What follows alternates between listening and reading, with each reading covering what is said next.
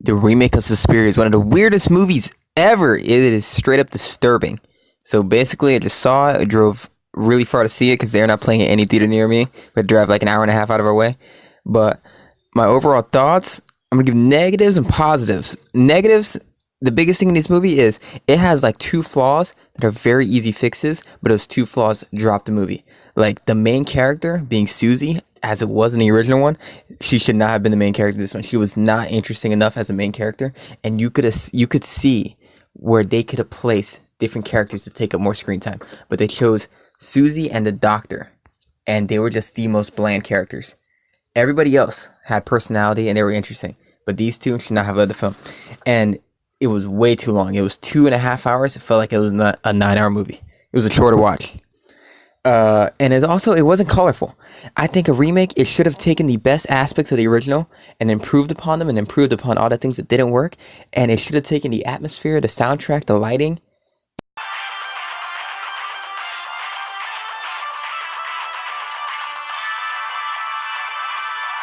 It didn't take those things. It was a very heavy sense of dread throughout the entire movie, and it was too heavy. For the length it was, it should have been the length of The Witch. The Witch was heavy and dread, but it was a short film, so it doesn't feel like it's standing on your chest the entire time. Positives, Tilda Swinton killed it. Madame Blanc is an interesting, different character. They had a lot of incredibly crazy scenes. There's a disturbing scene in a dance room that is out of this world creepy. There's a scene in a hallway that reminded me of Silent Hill. There are some scary scenes in this film. The soundtrack by Tom York is still good. The directing, I wish Nicholas Winding Refn directed it, but this guy still did a good job for a lot of the scenes he did.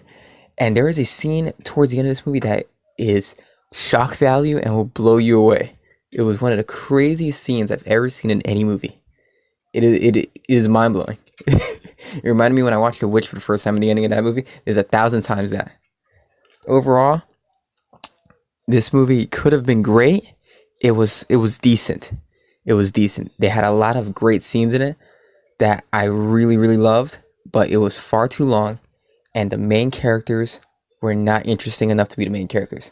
But the dialogue was fantastic, and it had some things to remember for sure by the end of it. So I would recommend seeing it, but prepare yourself for the length. It is a lengthy film.